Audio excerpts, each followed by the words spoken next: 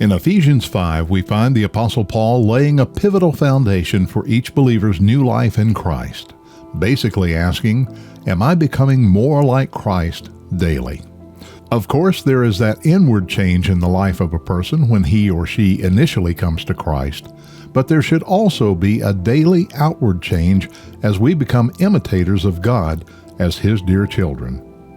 And now, here's Pastor Todd.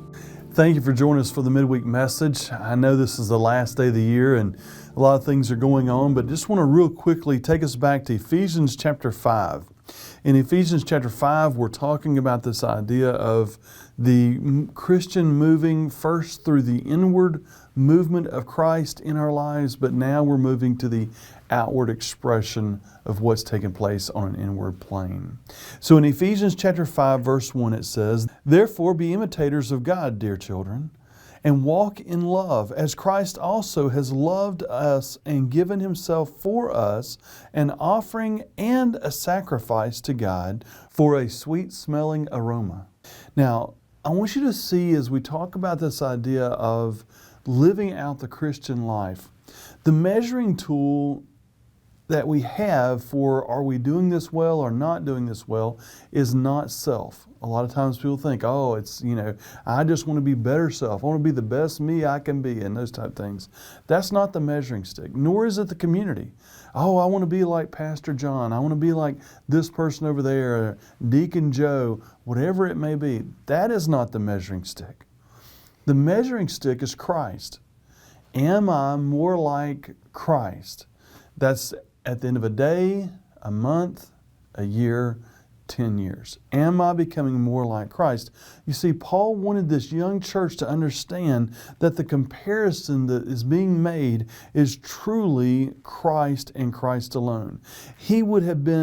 This would have been in direct conflict as he taught this against the false teachers who were constantly presenting themselves as the measuring stick, or others as the measuring stick, or even people within the church as a measuring stick, dividing the church one against the other. And Paul is saying to them, look, the measuring stick is Christ. He goes on in verse 3 to say this, "But fornication and all uncleanness or covetousness, let it not even be named among you, as is fitting for the saints. Neither filthiness, nor foolish talking, nor coarse jesting, which are not fitting, but rather giving of thanks.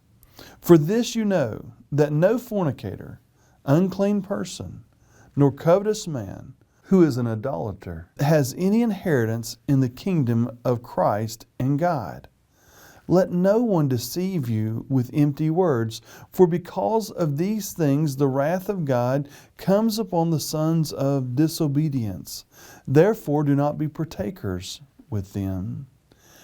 Now for Christians, this change does not happen on the inside. At some point, there should be a fruit produced. There ought to be some point at which it moves from the inside to the outside, so that the inside isn't the only place change is happening. This idea of producing fruit, this idea of showing the world that Christ is a part of your life. When we use the fruit example because you can obviously tell what is an apple tree, or what is an orange tree, or a grape a vine, or a tomato plant, or a lemon tree, all by the fruit that they produce. You see, the fruit is the indicator of the type of tree that they are. This is the type of plant that is being grown. You see, with all the leaves gone, it may be a bit difficult to tell one type of plant from another type of a plant, to identify which is the fruit and which is not the fruit, which is healthy, which is not healthy. But when the fruit is produced, you know exactly what type of plant you're dealing with. In the same way for the Christian. All these things that he talks about, the uncleanness, the coveting what your neighbor has, and all these different sins that he names, he says, look, let's remove those from our lives so that the fruit of Christ can be seen. It's kind of like removing the thorns and the brush and the brambles from the good, healthy wheat that is produced, you want to remove the negatives from your life so that the fruit that is produced is indicating of Christ, His love, His sacrifice, and His worship through sacrifice. All these things are important in the life of the Christian. I thank you for watching today, and I pray the fruit that you produce this week will show the world that Christ really is important to you. You have a great week. Thank you for watching.